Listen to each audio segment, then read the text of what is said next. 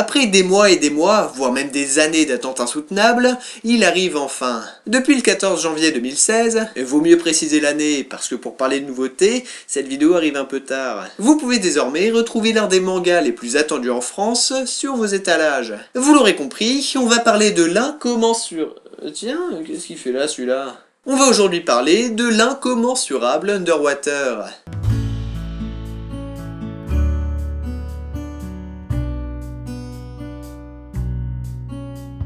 Underwater est un seinen de Yuki Uroshibara, auteur aussi connu par chez nous pour Mushishi, que je n'ai pas lu. Je sais pas si c'est important de le préciser, mais au cas où, voilà, je l'ai pas lu. Fini au Japon en 2 tomes. Deuxième tome qui sortira en France le 26 mai 2016.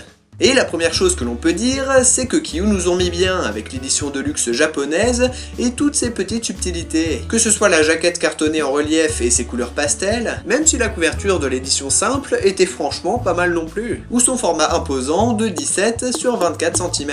Mais que serait un aussi bel objet s'il ne contenait pas une tout aussi belle histoire? Par une après-midi plus chaude que la normale, Shinami fait un malaise lors de son cours d'athlétisme. Partie dans des rêves fiévreux, elle se retrouve alors face à une rivière d'une eau particulièrement limpide et enchanteresse. Et puis elle se réveille. Sauf que ça ne s'arrête pas là, puisqu'à chacun de ses sommeils répétés, elle se voit transportée vers ce même cours d'eau. Et plus important qu'un cours d'eau, vers un village mystérieux habité par seulement un grand-père et son petit-fils. Vraisemblablement. Ça va même encore plus loin, puisque cet endroit idyllique n'a pas l'air si irréel que ça, et semble en plus avoir un lien avec sa propre famille.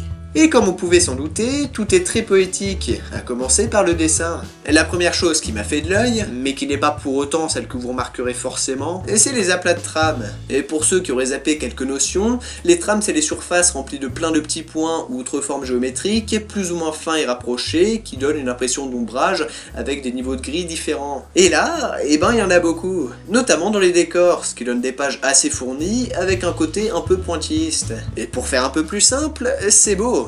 Côté personnage, c'est un trait relativement simple qui m'a un peu fait penser au travail de Tetsuya Toyoda sur Undercurrent. Encore une fois, c'est élogieux. Mais là où on peut vraiment parler de poésie, c'est dans sa narration. La vraie base de l'histoire, c'est ce village qui, comme l'indique subtilement le titre, est immergé. L'intérêt est donc de savoir ce qui s'est réellement passé et le lien exact entre les deux seuls habitants et la famille de Shinami. Et pour ce faire, on alterne les flashbacks racontés par sa grand-mère, les séquences où elle est éveillée dans le monde réel, et celles où elle l'est dans le pseudo-monde imaginaire. Encore une fois, ça donne un rendu très léger et onirique, et vachement agréable à lire. C'est une belle histoire, une lecture qui permet de s'échapper tout au long de ces 258 pages, juste pour le premier volume, ce qui explique ses 15 €. Qui va en plus de ça un peu plus loin que le simple divertissement. Sans pour autant parler d'un deuxième niveau de lecture, il délivre un petit message écolo qui, rassurez-vous, est bien plus passionnant à lire qu'un tract d'Eva Joly. Je dirais même qu'il est à la hauteur des 2 références données par l'éditeur, que sont Le Voyage de Chihiro et Quartier Lointain. Et je vous assure que j'étais pas parti pour vous dire ça, étant donné que j'aime pas trop ce genre de tendance à comparer un titre à un autre plus vendeur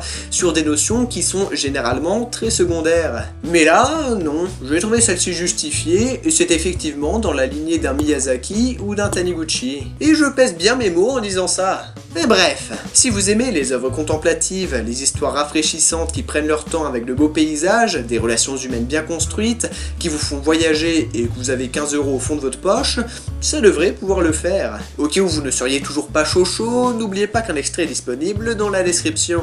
N'hésitez pas non plus à y laisser un pouce bleu, à écrire votre propre premier retour en commentaire, ou à partager cette vidéo si elle vous a plu, ou que vous connaissez des indécis. Sur ce, bonne lecture, et à la prochaine. Plouf.